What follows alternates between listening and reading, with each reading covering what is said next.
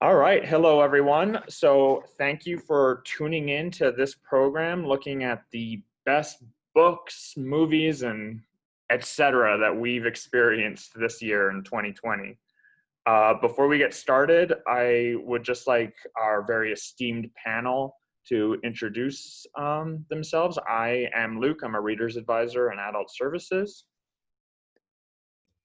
My name is Laura. I'm also a Reader's Advisor in Adult Services. My name is Patricia, and I am the Collections Coordinator. Hi, I'm Leslie, and I am a Library Assistant in the Collections Department.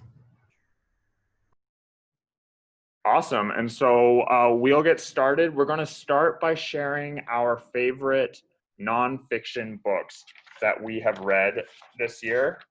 And so mine is Cast, The Origin of Our Discontents. So in this book, Isabel Wilkinson makes the argument that the systemic racism seen in the US is part of a larger caste system. And she does this by drawing parallels between the much more well-known caste system of India as well as Nazi Germany.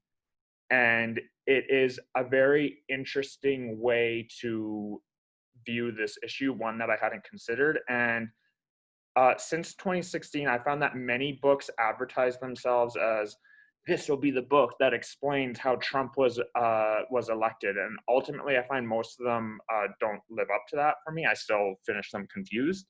This book does not advertise itself as that. It doesn't make that claim. But I do feel like after reading it, I get how Trump was elected and how he was almost reelected this year. So Cast, The Origin of Our Discontents by Isabel Wilkinson.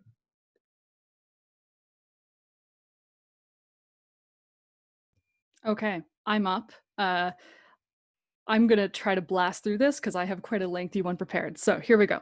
I'm going to be chatting to you about You Were Born for This, Astrology for Radical Self-Acceptance by Chani Nicholas. And this is the book. It has a lovely kind of holographic effect on the lettering. A bonus.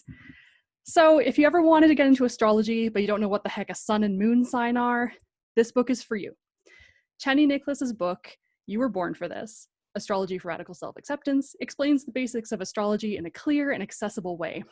Whether you believe in astrology or not, Nicholas's book encourages you to take what you want and leave what you don't, offering astrology as a tool you can use to explore who you are and what motivates you, rather than as a way to plan your day. For example, my horoscopes growing up in the paper would always be hilarious because they just always tell me to save money. It's good advice, but it's very superficial. So this book engages you in the basics of astrology right away. And one of the cool things about it is how interactive it is. So you don't need to read this book in order. You can use it more like a choose your own adventure to learn more about the houses that give your life purpose and learn more about astrology in general. And also you can use this book with Chani Nicholas's website, where you can generate your birth chart and use the book as a handbook to decode what all the squares, trines, and rising signs mean and how they relate to you. You can also use the website to sign up for newsletters that give you astrological interpretations of current events and detailed horoscopes every month with playlists for your sign. It's the book that keeps on giving. And another thing I love about this book is that it has affirmations and prompts throughout it to really get you thinking about what makes you you and the things that matter to you most. So this book encourages you to explore your purpose and motivations in life and make a positive difference in the world. It's the kind of book that is a self-help book and a call to action all in one. So if you're looking for a meaningful way and an encouraging way to start 2021, I recommend You Were Born for This to give you a starting point on your journey of self-acceptance and living a more intentional life. And moving on to you. Thank you. The book I've chosen is called Incredible Archaeology Inspired from Our. It's edited by Paul Bond. It is produced by the Smithsonian Institute. It's a brand new book. I chose it because I'm addicted to it, but also it would make a great Christmas gift or a good coffee table book on a buy own copy. I love it because it's archaeology from all over the world. It's brilliantly photographed. The descriptions of each place only takes a couple of pages, so you can pick it up and put it down whenever you like. You don't have to start at the beginning. I also really like this book because it's not Eurocentric like a lot of archaeology books are. It will take you to far-flung places like northern Pakistan, Iran, Russia, Peru, Ethiopia, Zimbabwe, etc. If you do want to start this book at the beginning, Canada is the first country they recommend. And the first site is Head Smashed in Buffalo Jump, which I've had the great good fortune of seeing myself. And the second one is Lanceau Meadow in Newfoundland. So as I say, this would make a great gift, and that's the reason why I've chosen it.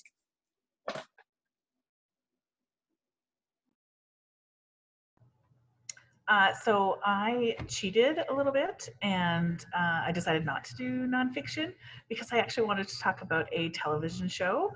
And the television show that I chose to speak about was released on DVD this year, and it is called Harley Quinn. So Harley Quinn is actually an animated TV series. And some of you may know Harley Quinn. She's mostly infamous for being a villain in the DC universe, but also being the girlfriend of Joker. And for decades, many females in DC and Marvel Comics really only had identities in relation to their men. Whatever side they were on, often they had a relationship with a man. Well, the times, they are a-changin'. And so in the very first episode of Harley Quinn, Harley and Joker are defeated by Batman. Joker escapes, and Harley is captured and imprisoned in Arkham Asylum, where she spends months waiting for her beloved Joker, or the pet name that they use is Puddin'. So waiting for her beloved Puddin' to come and break her out of Arkham Asylum, but he doesn't.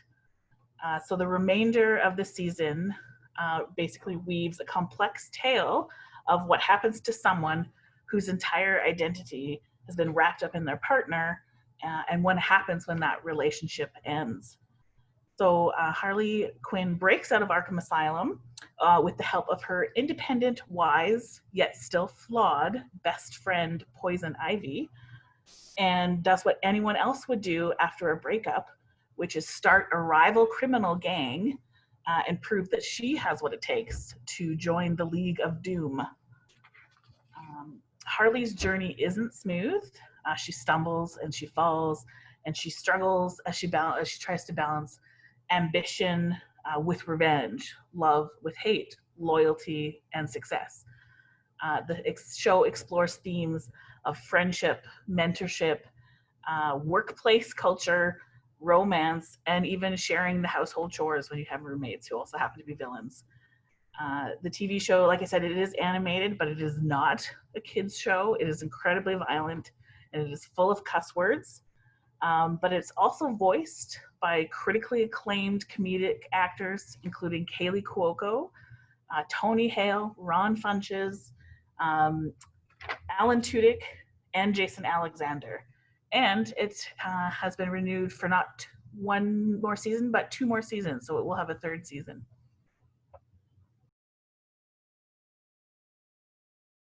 Cool. Okay, on to movies. So I actually didn't watch a ton of movies this year, which is kind of weird. But I think the movie that stands out the most to me that I did watch was Queen and Slim. So it stars Daniel Kaluuya and Jodie Turner-Smith as the titular Queen and Slim. And so I'm just going to set up the first 20 minutes of this movie. Queen and Slim go on a date, and the sparks do not fly. There's no chemistry. They don't like each other.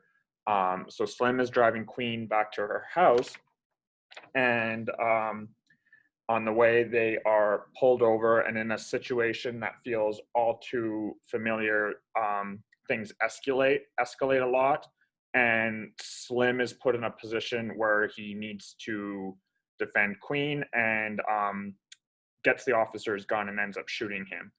And so the two, realizing how this is going to be perceived, go off on the run. And so they go across the US, across multiple states, trying to evade the authorities. So two people that just met each other are now kind of forced by circumstance to go on this cross-country run. And in the meantime, the video of what actually took place with the officer leaks out. And so all the, sorry, just let me flip my thing here. The two of them become a symbol of all the trauma and terror and grief and pain that so many Black people in the US have had to contend with. And so they become kind of symbols for this larger movement. And you start to see civil unrest happen throughout the states as a result. And so this movie came out in 2019, but is almost eerily prescient for what we have seen in 2020 in the wake of George Floyd and other instances like that.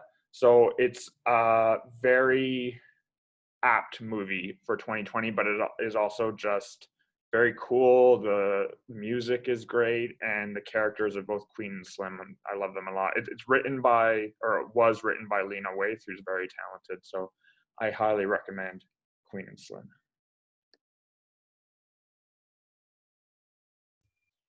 Okay.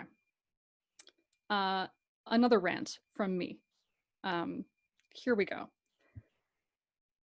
I would be remiss if I didn't talk about this TV series. I've been watching it for a few years, and it finally had its conclusion this year. This long-running TV show that I'm talking about is Supernatural. So there are 15 seasons of Supernatural.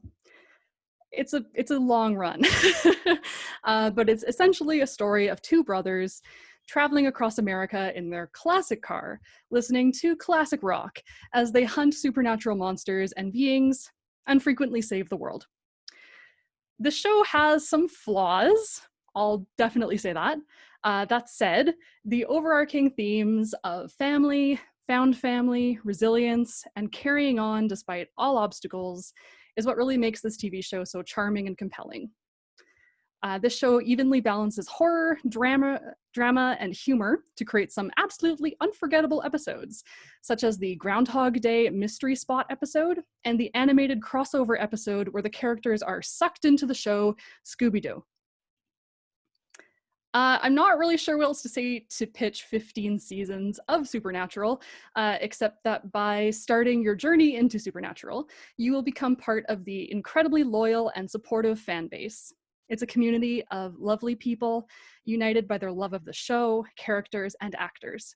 And the actors, Jared Padalecki, Jensen Ackles, and Misha Collins, are socially focused individuals, and they've created organizations such as Random Acts, Never Stop Fighting, and a crisis line to help others and encourage the fan base to create good in the world.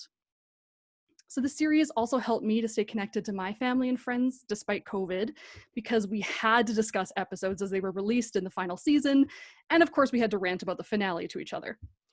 I also read and listened to many wonderful fanfics of Supernatural this year, which reinterpret the Supernatural universe, and it was a great way to share Supernatural more with my friends and family.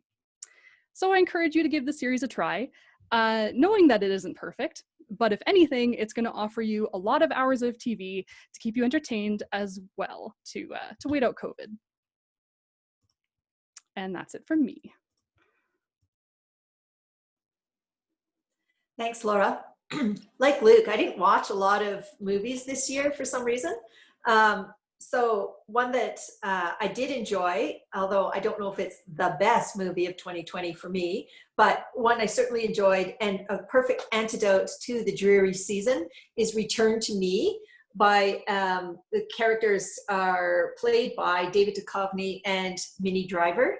And this is just a fun, light rom-com, perfect to get away from current circumstances and getting off social media, just to have pure escapism. So the story is about Bob, who is a widower and an architect, and he goes on a blind date very reluctantly to this quirky Italian-Irish restaurant. And he does fall in love, but not with his blind date, but with the very sharp-witted waitress played by Minnie Driver named Grace. So of course, it's a rom-com, complications ensue, but love triumphs all, and it's just pure fluff and pure fun.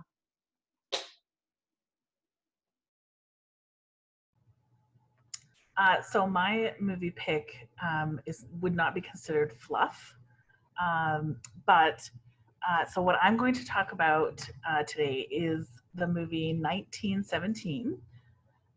1917 was nominated for 10 Academy Awards, including Best Picture and Best Director, and it won 3 Oscars, Best Cinematography, Best Visual Effects, and Best something about editing that I can't quite remember. So you might be wondering, Leslie, why are you taking the time to talk about a movie that everyone was talking about 1 year ago and won a bunch of awards? Like, why am I promoting this really famous movie? Well, I'm going to tell you. To me, this was much more than a war movie. It was much more than a period piece. This film is about ordinary people overcoming extraordinary circumstances. 1917 takes place in northern France on April 6th during World War I. The first scene opens on 2 young British soldiers. I always do that, shoulders. They're actually soldiers who have shoulders. And they are napping, and they're woken up by their commanding officer. He disrupts their rest and their peace, and for the rest of the movie, that rest and peace will not be regained. They're given orders to deliver a message across enemy territory in order to save the lives of 1,600 fellow soldiers, including the older brother of Lance Corporal Blake.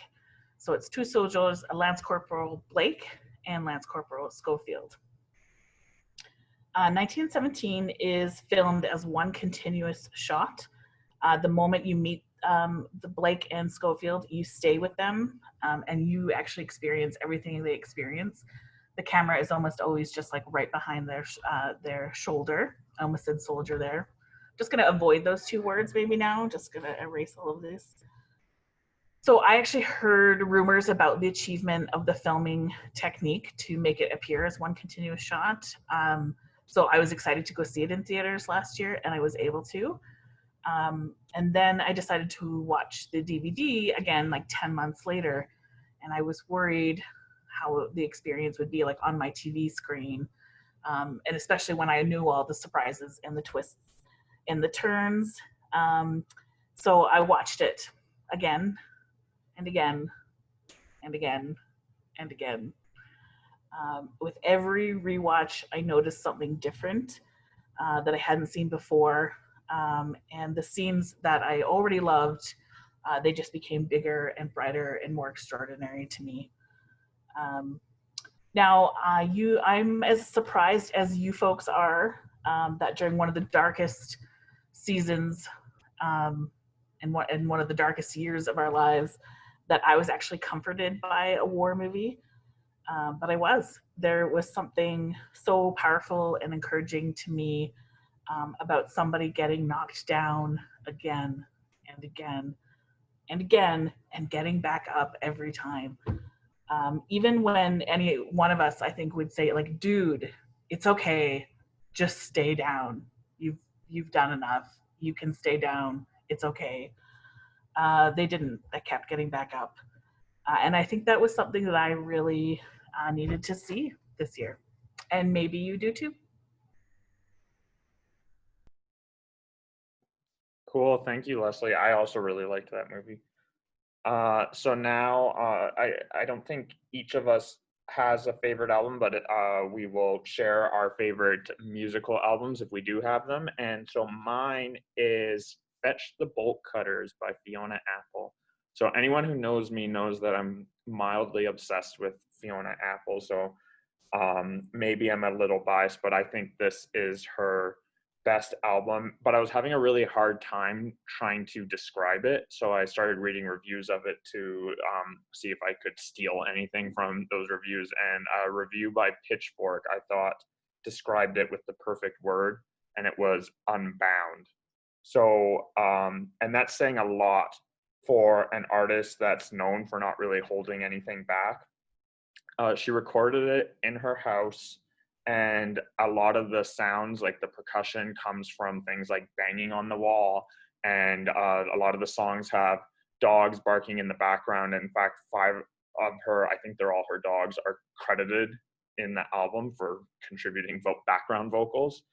And so I feel like of anything I listened to this year, this album really captures the caged 2020 experience that so many of us have kind of had to deal with this year. And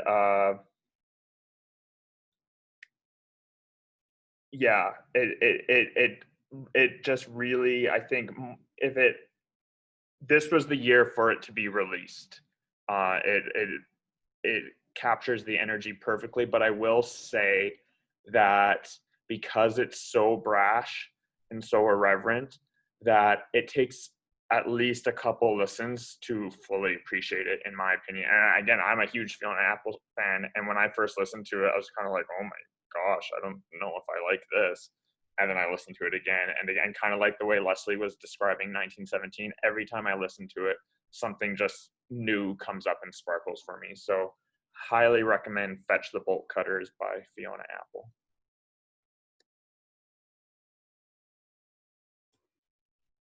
Okay, I'm going to talk about my favorite music from this year. However, it's in the format of a video game. So it is the soundtrack for the video game The Last of Us Part 2. And so to give you the full effect, I'm also just going to give a brief description of the game itself, and then wax on about the music, because that's how we're rolling today. Okay, so The Last of Us 2 was released in 2020 for PS4. To mixed reviews, but I personally really enjoyed the game and its music, and it prompted me to pick up the guitar again this year and actually learn how to play. So for those reasons, I'm going to tell you as briefly as I can about the game and the music. So it was developed by Naughty Dog, and it won 7 awards at the 2020 Game Awards this year, including Game of the Year, Best Narrative, and Best Audio Design. It was nominated for Best Score and Music too, but it was up against Final Fantasy VII, and that soundtrack just rules, so obviously it didn't take that category. So here's a little about the game. In the post-apocalyptic scenario, with a Western vibe, the cordyceps virus that appeared in 2013 effectively turned humans into zombies and destroyed civilization. Very cheery. The pockets of humanity that managed to survive continue to carve out lives for themselves despite society's collapse. So the first game followed Joel and Ellie as they fought against zombies and humans alike to try and deliver a cure to the right people and find a place for themselves. In the sequel, The Last of Us Part 2, you mainly follow Ellie as she embarks on a journey of revenge where the stakes are very high. Despite the action-adventure and zombie fighting, this game focuses on the storyline and the relationships between the characters, drawing you in and really connecting you to the characters' struggles. This game for PS4 is beautiful, but fair warning, the narrative will take you to some very dark places. This game is not afraid to make you feel terrible, and I think it's absolutely wonderful. So through it all, of course, you can listen to the beautiful music composed by Gustavo Santaolalla with additional music by Matt Quayle. Gustavo Santaolalla is an Argentinian composer, musician, and record producer who won 2 Academy Awards for Best Original Musical Scores for Brokeback Mountain and Babel. Santaolalla uses a mixture of instruments and sounds to create the evocative musical scores of The Last of Us 1 and 2, and specifically a ronroco for the main theme, which is a beautiful sounding instrument. The Last of Us 1 and 2 uses music to elevate and explore the emotional connections between characters, giving space for gamers to feel and interpret what's happening on the screen. There's also moments when gamers can play music themselves through QuickTime events, which is just like press a button and you do a thing on the screen. It's cool, such as when Ellie and Joel play guitar for each other and others. I loved the absolutely gorgeous acoustic rendition of Take On Me by Aha that Ellie plays on guitar. That said, you should absolutely find the main theme as well and give it a listen, because you will be hooked. So you can borrow The Last of Us 2 from the library to play the game for yourself and be totally immersed in the music. But if you don't have a PS4 or a PS3 or a PS2 to play The Last of Us 1 and 2, you can absolutely find Let's Plays on YouTube, which is how I saw the game. And you can also search YouTube again for The Last of Us 2 soundtrack and listen to it for free that way. The end. Thanks, Laura. That was great. My musical choice is not a new CD, but one I play every time at this time of year. It's called December by George Winston. I really like it because it's perfect music to play on a stormy afternoon, or when the evenings are becoming longer and longer and longer. I like it because it is piano music with no lyrics. And when you're sick of Christmas carols, it's the thing to put on. It's great background music if you just want to read a book on the couch, or if you're trying to have a dinner time conversation with members of your household. It's great music to have playing in the background. And if you happen to read the book Beauty by Susan Wilson, which is an adult retelling of Beauty and the Beast, chapter 11, page 89, get this. So the principal character is Alex, and her father is dying of cancer. The television sat silent, its blank gray eyes sentinel over the quiet room. Instead, I filled the room with music, George Winston's December being Dad's favorite, calming him when he became agitated. Never again could I listen to that tape without feeling the emotions that daily trickled through me. So I'm not the only one to recommend December. Download it now. It's lovely.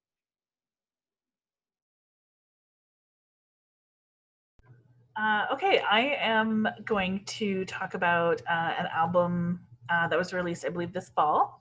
So the name of the band of the musician is The Mountain Goats, and the name of the album is Getting Into Knives. So this is actually the second album they released this year, but this one they recorded, I think, in Memphis, Tennessee, just before Memphis went into lockdown. For those of you that don't know the Mountain Goats, they've been around since the 1990s, and the started with singer and songwriter John Darnielle. He has a very distinctive voice. It kind of has this like twang to it. It's very distinctive, and he started basically recording in his basement on just like a boom box recording. And so the early albums with his distinctive voice and really odd sounds were definitely an acquired taste. And over the years, that taste has evolved and changed. And, you know, he's done studio recordings and he's gotten a band and stuff like that. And Luke, I also read a Pitchfork review and I was going to quote from it. So this is basically,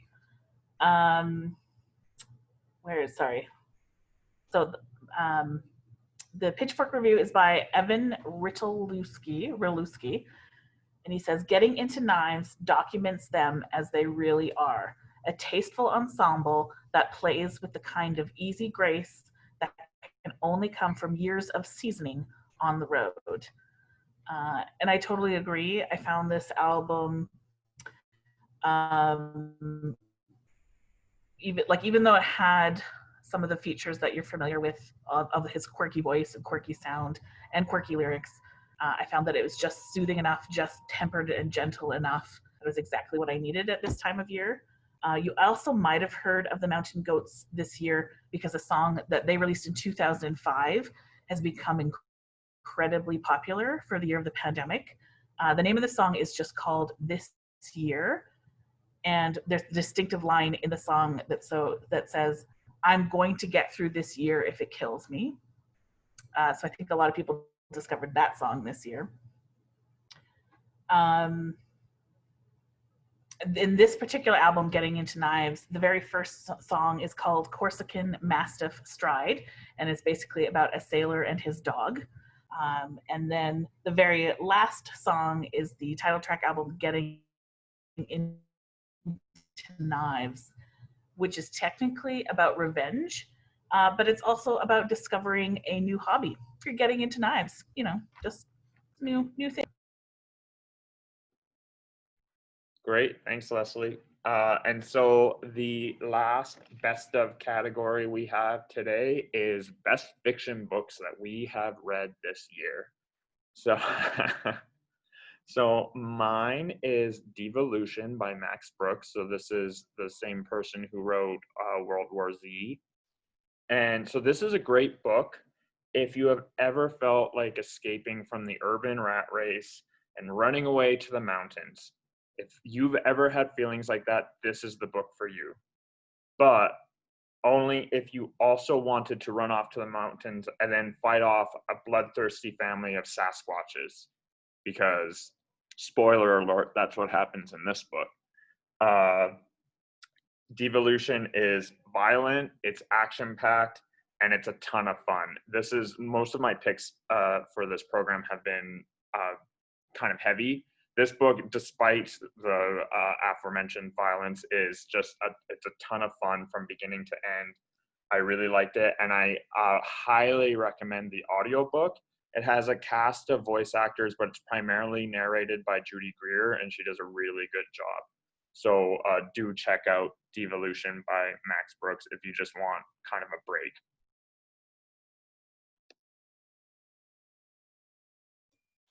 I have nothing to offer because I didn't read a lot of fiction this year, so I'm going to pass it on to Patricia.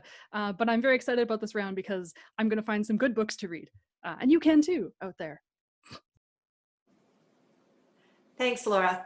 Okay, this is a book that you're going to drop everything that's happening in your life. You're going to sit on the couch and you'll be turning pages. The phone will ring and there's you turning pages. The dishes pile up and there's you turning pages. I am talking about Hammett and Judith by Maggie O'Farrell. I'm telling you, everybody needs to read this book except Luke, who hates historical fiction. But anybody that likes it, you've got to read this book. So I love this book for many reasons. One, it's met with great reviews because it is so well written. Two, we know so much about William Shakespeare's work. We know so little about his personal life. So this is the story of his wife, who we know as Anne Hathaway, but her real name is actually Agnes, and she's Agnes throughout the story. It's about his wife and their three children, Susanna, Hammett, and Judith. Hammett and Judith were the twins born to the couple. And I love the fact that although William Shakespeare is this larger than life character, he is not the main character of this story. So I liked it for that reason as well. So the Anne/Agnes character is portrayed as a Sylvan character who is largely misunderstood by the people of Stratford. And even though she is very well regarded as both a healer and an herbalist, I think the author does a brilliant job of reimagining what it would have been like to be a 26-year-old woman such as Agnes, pregnant and unmarried to her 18-year-old suitor, William, who was considered at the time both feckless and unambitious. And then later, when he does meet success in London, he's away all the time. So there she is, living with her in-laws who don't respect her, raising these three kids on her own, and she doesn't see him for months and months and months at a time. This book is so terrific. I'm going to buy the book club set to it. Everyone needs to read this. Put it in someone's Christmas stocking and you'll be their favorite person all year. I'm totally going to read that, Patricia. I can't wait. So the book that I chose, I kind of like Luke, like I'm not actually choosing to review my favorite book because I already reviewed it. So I'm going to plug some other videos that you can watch called New Book Reviews. So go watch those. They rotate between youth books and adult books. So I did a review there. But what I'm going to review today is Vanessa Yu's Magical Paris Tea Shop. And don't worry, I'm using my mask as a bookmark. That's what we do now, right? The Vanessa Yu's Magical Paris Tea Shop is by Roselle Lim. And the title is a little bit misleading by one simple fact, and that is that the tea shop is not really magic. Vanessa herself is magic. So I found this to be a really lovely novel. It's about a young woman named Vanessa Yu who possesses the honored gift of clairvoyance. Vanessa belongs to a wealthy and sprawling family of Yus who love good food and their family. And I'm going to read a quote about the family that the author wrote in here. And she says, "In my family, the promise of food was the first step in resolving potential arguments. To quell an existing one, it had to be good food. You could bribe others with money or fame, but a Yu would only accept exclusive reservations or admittance to a chef's table." So that's just the history of the family there. They're not only are they loving, they're successful and they're loyal, and they're also well aware of the family's history of fortune tellers. And they're incredibly proud to have Vanessa in their family, plus Aunt Evelyn, who is who's Vanessa's mentor. So unfortunately, Vanessa considers her ability a burden, and she's rejected the teachings of her beautiful and mysterious Aunt Evelyn when she was a child. But after predicting her beloved cousin's forthcoming divorce while at their wedding, Vanessa realizes that she must make a change, and her Aunt Evelyn invites her to Paris to try once and for all to try and shape Vanessa into the clairvoyant that Aunt Evelyn thinks she should be. I enjoyed this book for a number of reasons. The writing style is simple yet elegant and conveys deep emotion without being melodramatic. While the stakes are very high, Vanessa's health and future are hang in the balance, but the tension is actually built around the finding and mending of relationships, including the one with yourself, and Paris. So this is the Paris of fairy tales. To be totally honest, it's not the Paris that I visited. I did not see any of this. But in this book, in this novel, everything in Paris is golden and cerulean, and vanilla and cinnamon and coffee hang in the air. And if you love food, if you love to travel, this book will transport you to your happy place, especially at a time when we're not allowed to travel. Oh, by the way, it also has romance and wonderful imagery of art, fashion, and architecture. This book isn't revolutionary, and it's not going to change my life, but it was exactly what I needed at a time that I needed it. All right. So thank you to each of you for sharing your amazing picks. I can't wait to seek out some of these things. Maybe not that historical fiction, Patricia, but everything else. All right. And thank you to you, the public, for tuning in. And please, in the comments, leave your best of picks for this year. We would love to see them. And wishing you all the best in 2021. Bye. Bye. Merry Christmas.